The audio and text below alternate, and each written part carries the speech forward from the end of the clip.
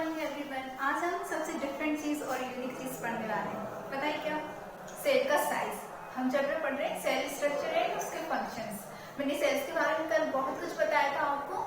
आज मैं सेल के साइज के बारे में बताने वाली हूँ। आप सोचते होंगे कि एलिफेंट जो इतना बड़ा है, अगर एलिफेंट इतना बड़ा है तो उसमें सेल का साइज भी क्या होगा? इतना ही बड़ा होगा। और अगर रेड यानी कि चूहा अगर वो छोटा है तो उसमें सेल का साइज क्या होगा? छोटा होगा। बट सबसे इम्पोर्टेंट बात बताऊं, ऐसा कुछ भी नहीं है। अगर एलिफेंट बड़ा है तो इसका मतलब ये नहीं है कि वो सेल का साइज भी उसमें बहुत बड़ा होगा। और रेड जो चूहा है वो अगर छोटा है तो उसमें सेल का साइज भी छोटा होगा। बॉडी पर डिपेंड ही नहीं करता है सेल का साइज। तो आज हम इसी के बारे में पढ़ने वाले हैं। मेरी बात समझ में आ गई? आज हम क्या पढ़ने वाले हैं? बॉडी के ऊपर डिपेंड नहीं करता सेल का साइज। क्या अगर बॉडी बड़ी है तो सेल का साइज भी बड़ा होगा, और अगर किसी एनिमल की बॉडी छोटी है तो उसके सेल का साइज भी छोटा होगा? नो। किस पर डिपेंड करता है? उसके फंक्शंस के ऊपर डिपेंड करता है। तो हम कुछ सेल्स जो इम्पोर्टेंट है, जिनके साइज हमें याद होने ही चाहिए, उनका मैं बता दूं। फर्स्ट है PPLO. PPLO pleuro pneumonia like organism. इसका साइज कितना होता है? 0.1 माइक्रोमीटर। पीपीएलओ का साइज हमेशा याद रखना कितना होता है? 0.1 माइक्रोमीटर। नेक्स्ट ह्यूमन बॉडी में पाई जाने वाली सेल्स है आरबीसी, जिसका साइज हमें मालूम होना चाहिए। आरबीसी का फुल फॉर्म है रेड ब्लड सेल्स। इसका साइज होता है 7 माइक्रोमीटर। कितना होता है? 7 माइक्रोमीटर। फिर नर्व सेल, जिससे हमारी पूरी बॉडी का कंट्रोल है। हम बोल रहे हैं, हंस रहे हैं, चल रहे हैं, फिर रहे हैं। नर्व सेल सबसे लॉन्ग होती है। कितनी? क्या साइज इसका? 90 माइक्रोमीटर। और ऑस्ट्रिच जो कि एनिमल सेल है, इसका एज सबसे बड़ा होता है 170 इंटू 130 माइक्रोमीटर। एक बार और, पीपीएलओ का साइज है 0.1 माइक्रोमीटर। आरबीसी का साइज है 7 माइक्रोमीटर। और नर्व सेल 90 माइक्रोमीटर। और ऑस्ट्रिच है 170 इंटू 130 माइक्रोमीटर। अच्छे से लर्न कर लेना ये सारे साइज, ठीक है? और मेरी बात याद रखना, किसी भी बॉडी अगर बॉडी बड़ी है तो इसका मतलब ये नहीं कि उसमें सेल का साइज भी बड़ा होगा।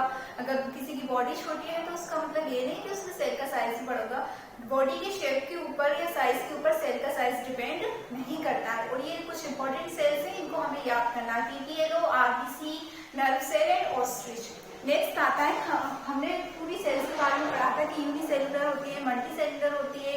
सेल को रॉबर्ट हुक ने डिस्कवर किया था। और किस में देखा था? प्लांट की बार्क की कॉर्क में देखा था, 1664 में देखा था, ठीक है? यूनिसेलुलर का मतलब मैंने समझा दिया था। जिन एनिमल्स के पास सिंगल सेल होती है वो यूनिसेलुलर होती है, जिनके पास बहुत सारी सेल्स होती है वो मल्टीसेलुलर होते हैं। यूनिसेलुलर के मैंने एग्जाम्पल बताए थे आपको, amoeba, paramecium, Euglena and Chlamydomonas. यानी कि चाहे सिंगल सेल या मल्टी सेलुलर, दोनों एनिमल्स पूरे फंक्शंस करते हैं। ये भी मैंने आपको समझाया। अब मल्टी सेलुलर जो होते हैं उनके अंदर कौन कौन सी सेल्स होती है, उन सेल्स में कौन कौन से ऑर्गेनेल होते हैं और वो क्या फंक्शंस करते हैं, इसके बारे में हम पढ़ेंगे। तो पार्ट्स ऑफ अ सेल, इसमें फर्स्ट है सेल मेम्ब्रेन। मैं आपको सेल मेम्ब्रेन के बारे में बताती हूँ। सेल मेम्ब्रेन क्या होती है? सेल मेम्ब्रेन को हम प्लाज्मा मेम्ब्रेन भी बोलते हैं। जो प्लाज्मा मेम्ब्रेन होती है वो क्या करती है? सराउंडिंग के मीडियम से सेपरेट कर देती है ऑल अदर मटेरियल्स को। लाइक एग्जांपल देके समझाती हूँ मैं आपको कि एक पूरा प्लॉट है, उस प्लॉट को हमने खरीद लिया है, ठीक है? लेकिन हम ऐसे ही तो जाकर उसमें रहेंगे नहीं, हम उसमें बहुत सारे रूम्स बनवाएंगे। और रूम्स में जो बाउंड्री हम खिंचवाते हैं 2 पार्ट में डिवाइड करने के लिए, तो क्या होता है? वो सेपरेट हो जाते हैं एक दूसरे से। इसी तरीके से बॉडी के अंदर बहुत सारे ऑर्गेनेल होते हैं, तो एक दूसरे से सेपरेट करने के लिए उसमें जो प्रेजेंट होती है वो क्या कहलाएगी? सेल मेम्ब्रेन क्या कर देती है? सराउंडिंग से अदर मटेरियल्स को, अदर ऑर्गेनेल को सेपरेट कर देती है, ठीक है? और इसमें जो इम्पोर्टेंट पार्ट है वो है सिलेक्टिवली परमिएबल मेम्ब्रेन। क्या है? Selectively permeable membrane. ये चीज हमें सबसे ज्यादा याद रखनी है कि सेल मेम्ब्रेन के अंदर जो प्रेजेंट होती है एक मेम्ब्रेन, उसे बोलते हैं हम सिलेक्टिवली परमिएबल। सिलेक्टिवली से समझो कि सिलेक्टेड, यानी कि उसके अंदर सिर्फ सिलेक्टेड चीजें ही एंट्री होगी और सिलेक्टेड चीजों ही एग्जिट होगी। और अदर मटेरियल्स ना तो उस सेल के अंदर आ सकता है, उस सेल मेम्ब्रेन के थ्रू ऑर्गेनेल के अंदर आ सकता है, ना ही सेल मेम्ब्रेन में एक होती है सिलेक्टिवली परमिएबल मेम्ब्रेन, जिसके बारे में बताई थी। सिलेक्टिवली परमिएबल मेम्ब्रेन में जो इम्पोर्टेंट सब्सटेंस है वही एंटर होंगे और वही एग्जिट होंगे।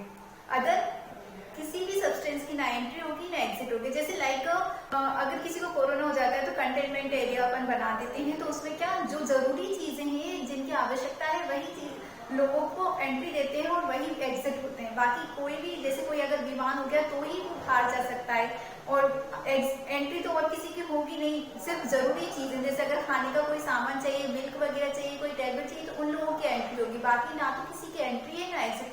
इसी तरीके से जो सिलेक्टिवली परमेएबल मेम्ब्रेन होती है वो सिर्फ इंपॉर्टेंट सब्सटेंस को एंट्री देती है और एग्जिट करती है। बाकी अगर कोई भी सब्सटेंस उसके अंदर ना एंटर हो सकता है ना ही एग्जिट हो सकता है, और जो भी एंटर होगा वो डिफ्यूजन के थ्रू होगा। अब डिफ्यूजन क्या होता है? डिफ्यूजन का मतलब होता है किसी भी सब्सटेंस का higher concentration to lower concentration movement होना। क्या कहलाता है? डिफ्यूजन कहलाता है। मान लो मैं इस रूम में हूँ और इस रूम में अगर मैंने अगरबत्ती जला दी, तो पहले तो इसके अंदर कोई भी स्मेल नहीं थी इस रूम के अंदर, लेकिन जैसे मैंने अगर अगरबत्ती जलाई तो पूरे रूम में क्या हो गई? स्मेल फैल गई। तो यानी जो अगरबत्ती थी उसके पास बहुत ज्यादा कंसंट्रेशन था स्मेल का, तो उसने क्या कर दिया? हायर से लोअर, यानी रूम में तो कोई भी स्मेल नहीं थी पहले, तो हायर से लोअर ना किसी भी मॉलिक्यूल या सब्सटेंस का मूवमेंट होना क्या कहलाता है? डिफ्यूजन। Exact clear? नेक्स्ट है आपका साइटोप्लाज्म। साइटोप्लाज्म में क्या सारे सब्सटेंस प्रेजेंट होते हैं और ऑल ओवर द जो प्रोसेस होती है वो साइटोप्लाज्म के अंदर कंप्लीट होती है। फिर नेक्स्ट आता है माइटोकॉन्ड्रिया। हम पढ़ते आ रहे हैं माइटोकॉन्ड्रिया को क्या बोलते हैं अपन? Power house of the cell. Mitochondria को क्या बोलते हैं? Power house of the cell, क्योंकि ये हमें एनर्जी प्रोवाइड करती है, एटीपी जो करेंसी है इसकी। नेक्स्ट आता है वैक्यूल। मैंने आपको बताया था प्लांट और एनिमल दोनों क्या होती हैं? प्लांट और एनिमल दोनों मल्टी सेलुलर हैं, दोनों के पास क्या है? ऑर्गेनेल प्रेजेंट है, बट कुछ एक्सेप्शन है जो प्लांट के पास होंगे बट एनिमल के पास नहीं होंगे, जो एनिमल के पास होंगे बट प्लांट के पास नहीं होंगे। इसी तरीके से वैक्यूल जो है वो डोमिनेंट है प्लांट में, यानी कि प्लांट में लार्ज साइज में प्रेजेंट होगी, बट जो एनिमल सेल है उसके पास स्मॉल साइज में प्रेजेंट होगी। ठीक है, हमें सिर्फ इतना याद रखना है वैक्यूल के बारे में। नेक्स्ट आता है आपका गोल्जी एपरेटस। गोल्जी एपरेटस के बहुत सारे नेम हैं, गोल्जी बॉडी भी बोल सकते हैं हम इसको, और गोल्जी कॉम्प्लेक्स भी बोल सकते हैं, गोल्जी वेसिकल्स भी बोल सकते हैं। किसी भी नाम से पूछा जा सकता है, तो आपको ये बताना है। और ये कहाँ प्रेजेंट होता है? न्यूक्लियस के पास प्रेजेंट होता है, एंजाइम और प्रोटीन का सिक्रेशन करता है। ठीक है, नेक्स्ट आता है लाइसोसोम्स। लाइसोसोम एनिमल सेल में, ओनली एनिमल सेल में प्रेजेंट होते हैं। इन्हें सुसाइड बैग्स के नाम से ही बोलते हैं क्योंकि इनके अंदर डाइजेस्टिव एंजाइम प्रेजेंट होते हैं। लाइसोसोम जो है उसके अंदर डाइजेस्टिव एंजाइम प्रेजेंट होते हैं जो कि वेस्टेड मटेरियल को क्या कर लेते हैं? एंगल्फ कर लेते हैं, इसलिए उन्हें सुसाइड बैग्स के नाम से जाना जाता है। नेक्स्ट आती है आपकी एंडोप्लाज्मिक रेटिकुलम। बहुत बड़ा नेटवर्क है एंडोप्लाज्मिक रेटिकुलम का, और ये 2 टाइप्स की होती है। एक RER यानी कि रफ एंडोप्लाज्मिक रेटिकुलम, एक होती है SER यानी कि स्मूथ एंडोप्लाज्मिक रेटिकुलम। दोनों के फंक्शंस डिफरेंट होंगे, दोनों के फंक्शन हम आगे पढ़ेंगे। अभी सिर्फ हमें इतना मालूम होना चाहिए एंडोप्लाज्मिक रेटिकुलम 2 टाइप्स की होती है, RER और SER यानी रफ और स्मूथ। नेक्स्ट आता है सेंट्रोसोम। सेंट्रोसोम एनिमल सेल में प्रेजेंट होता है जो कि सेल डिवीजन में हेल्प करता है। और सबसे लास्ट है हमारा प्लास्टिड। प्लास्टिड के बारे में हम नेक्स्ट में पढ़ेंगे। ठीक है, अभी ये सारे पार्ट्स आपको अच्छी तरीके से पढ़ना है, समझना है और लर्न भी करना है। स्पेशली ये सेल के साइज याद कर लेना, PPLO का, RBC का, ऑस्ट्रिच का और नर्व सेल का। और ये जितने भी पार्ट्स मैंने बताए हैं इनके नेम और इनके फंक्शंस अच्छी तरीके से याद कर लेना और समझ लेना। Okay, thank you.